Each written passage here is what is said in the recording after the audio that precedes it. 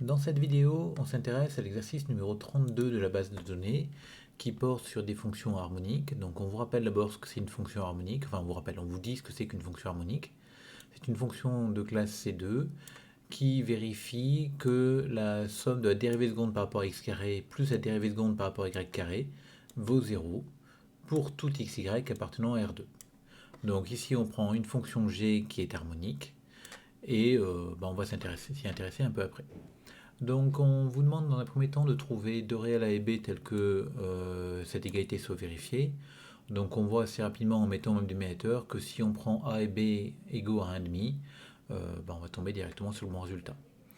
Ensuite on vous demande de résoudre cette équation différentielle pour tout t appartenant à moins 1. Donc comme t appartient à moins 1, cette quantité-là est non nulle. Donc on peut normaliser l'équation et on se ramène comme ça à une équation différentielle du premier ordre en y'. Donc on va trouver d'abord une équation vérifiée par y' qui s'écrit sous cette forme-là. Z' égale 2t sur r moins t carré z, où on a posé z égale y'. Donc on peut résoudre cette équation différentielle. On va trouver que notre z de t s'écrit sous cette forme-là, ou encore sous cette forme-là. Et c'est ici qu'on voit à quoi nous a servi la première question. On a trouvé l'expression de y', il va falloir retrouver maintenant l'expression de y. Et pour ça, on va utiliser l'écriture qu'on avait dans la première question pour écrire que mon y' s'écrit sous cette forme-là. Et donc je dois chercher une primitive de ça. Et donc une primitive de ça se trouve très facilement.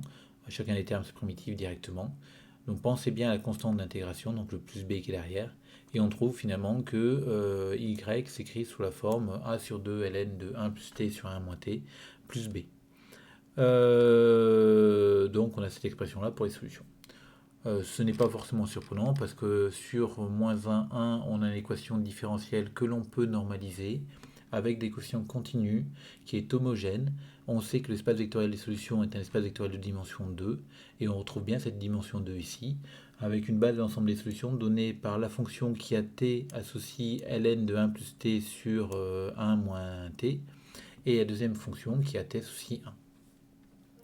Donc ensuite, on s'intéresse à une fonction on prend une fonction f de R dans R de classe C2 et on compose g par f et on écrit grand F une nouvelle fonction. Donc grand F, c'est une fonction qui va de R2 dans R, qui va être de classe C2 comme composée de fonctions de classe C2 et on vous demande de calculer dérivée seconde par rapport à x carré par rapport à y carré de cette fonction-là. Donc là, on utilise les formules pour les dérivées des fonctions composées. Vous voyez qu'ici, il n'y a pas besoin de la règle de la chaîne parce qu'on compose à gauche par une fonction de R dans R. Donc on écrit directement nos dérivées. La dérivée première, c'est cette expression-là, par rapport à x, par rapport à y, pareil. Et les dérivées secondes, on redérive. Et on obtient ces quantités ici. Bon, il n'y a rien de particulier ici. Ensuite, on vous demande dans la question 4, on suppose que f seconde ne s'annule pas sur R. Donc ça veut dire que c'est toujours non nul, ici. Montrer que f est harmonique si et seulement si g est constante. Alors n'oubliez pas que la fonction g, c'est une hypothèse de départ qu'on avait dans l'exercice, c'est qu'elle est harmonique. Donc on a cette équation-là qui est vérifiée. Et donc si on part de f harmonique,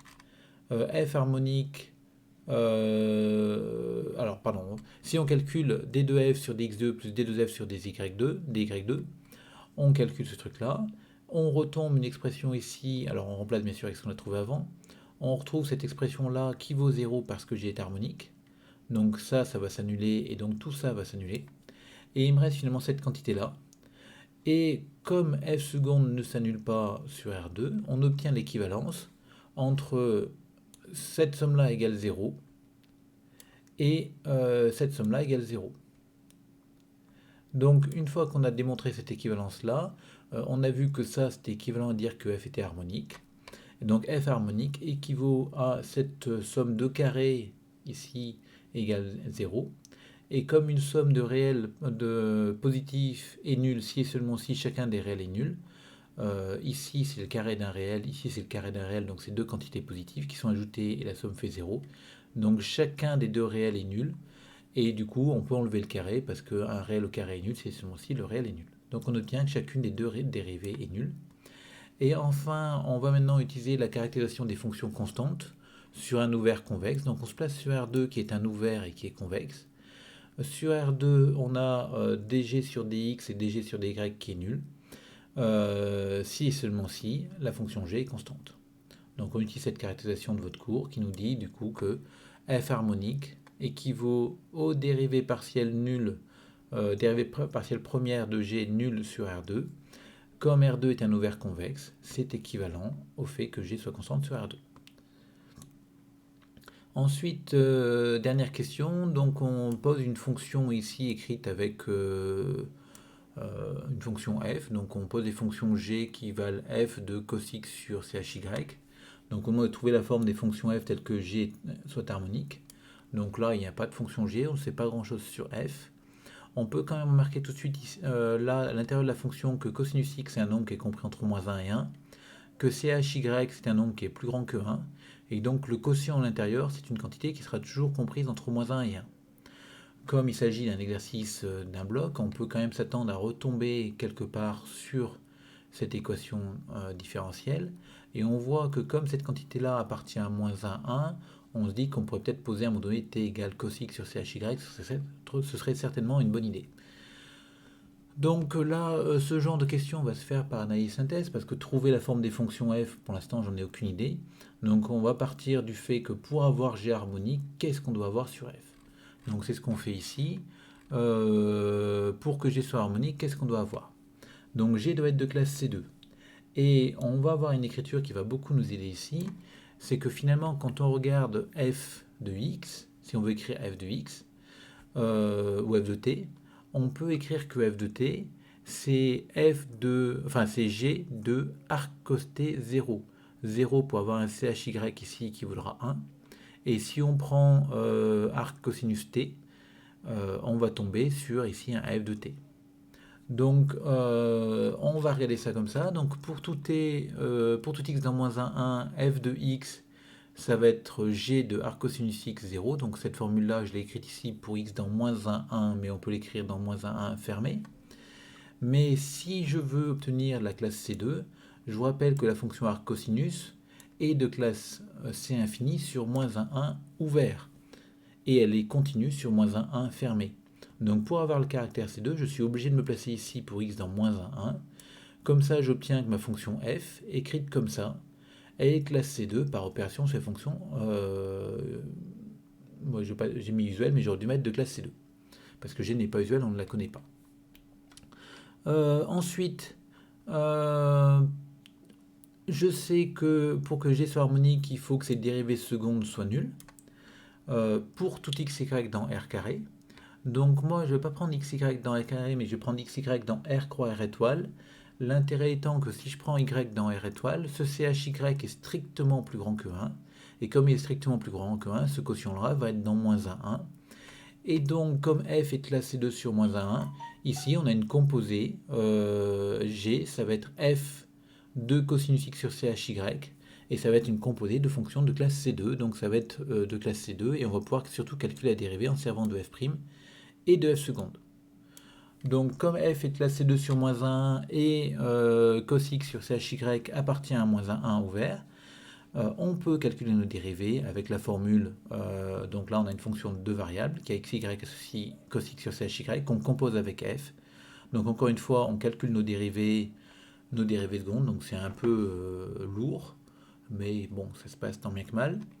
Donc on obtient cette expression-là, et nous on sait que la somme des deux, on veut qu'elle fasse 0, donc la somme de d2g sur dx2 et de d2g sur dy2, donc on calcule cette somme, et on obtient un truc qui n'est pas forcément très joli au premier abord, mais on va pouvoir l'améliorer grandement en se rendant compte que la quantité qu'il a, on peut la réécrire un petit peu en servant de la relation classique qui nous dit que... c'est où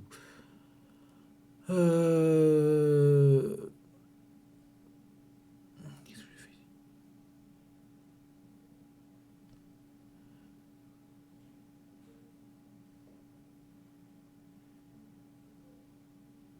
Ah oui, que j'ai utilisé la relation que j'ai utilisée, pardon, j'avais perdu, que le sh carré y, c'est ch carré y moins 1, et du coup ça me permet de faire apparaître ici un sin carré x plus cos carré x en factorisant par ch carré y, Et donc finalement, on tombe sur ch carré y moins cos carré x. Donc désolé, j'avais perdu le fil, mais c'est vrai qu'avec toutes ces notations, il y a quand même beaucoup de choses. Et il faut faire très attention à ce qu'on écrit. Donc on obtient ça, et finalement, une fois qu'on a écrit ça, on va pouvoir simplifier ici par, enfin écrire cette quantité-là, en factorisant par 1 sur ch carré devant. On obtient que ça fait moins 2 cos x sur chy, plus 1 moins cos carré sur ch carré y fois ça. Et finalement, si je pose t égale ce cos x sur chy, donc t va appartenir à moins 1, 1, on tombe sur du 1 sur ch carré y fois 1 moins t carré f seconde moins 2tf prime. Tiens, ça me rappelle quelque chose. C'est l'équation qu'on avait étudiée ici. Donc égale 0. Et pourquoi égale 0? Parce que nous, je vous rappelle qu'on veut que G soit harmonique. Donc cette quantité-là doit être nulle. Donc finalement, on va obtenir que, comme ch carré y est différent de 0, on va obtenir que cette quantité-là est nulle. Donc finalement, pour que G soit harmonique sur R2, on doit avoir fc2 sur moins 1, c'est le premier point, et f vérifie cette équation-là pour tout t dans moins 1, 1. Donc, d'après la deuxième question, il existe alpha et bêta tel qu'on est f de t égale alpha ln de 1 plus t sur 1 moins t plus bêta, parce que f est solution de l'équation différentielle vue en question 2. Enfin, on va reprendre l'écriture qu'on avait donnée ici, mais comme je l'avais précisé, cette écriture-là est aussi valable pour x égale plus ou moins 1, et pour x égale, si on rajoute les valeurs plus ou moins 1, on obtient que f de t s'écrit comme ça sur moins 1 fermé, et du coup f va être continue sur moins 1 fermé comme composé d'application continue. Donc comme elle est continue sur moins 1 fermé, en particulier en 1, ma fonction f de t doit avoir une limite finie. Or, quand on regarde l'écriture de f de t, donc je suis passé en valeur absolue pour éviter d'avoir à gérer les cas suivant que alpha est positif ou négatif. Si alpha est non nul, comme ce terme-là, pardon, ce terme ici tend vers l'infini, on va avoir que cette quantité tout entière va tendre vers plus infini. Et c'est contraire au fait que f soit continu en 1, parce que si c'est continu en 1, ça veut dire que je vais avoir une limite finie en 1 ici. Et donc, comme c'est contraire au fait d'avoir f continu en 1, par l'absurde, je dois avoir alpha égale 0. Donc finalement, on a alpha égale 0. Et du coup, mon f de t s'écrit bêta sur moins 1, 1 ouvert. Alors moi, j'aimerais bien l'extrapoler à moins 1, 1 fermé. Et encore une fois, on va utiliser la continuité de f sur moins 1, 1 fermé, qui nous dit que f de 1, c'est la limite de f de t quand t est envers 1, donc c'est la limite de bêta, donc ça va valoir bêta. Et f de moins 1, c'est la limite quand t est envers moins 1 de f de t, donc c'est la limite quand t est envers moins 1 de bêta, donc ça va encore valoir bêta. Donc finalement, on vient d'obtenir que notre fonction f est constante sur l'intervalle moins 1, 1 fermé. Donc notre analyse se termine là. Pour que G soit harmonique, on doit avoir f constante sur moins 1, 1. Ensuite, la réciproque est assez rapide parce que si f est constante sur moins 1, 1, on a vu que cos x sur chy, ça appartient toujours à moins 1, 1. Donc finalement, ma fonction g va être constante.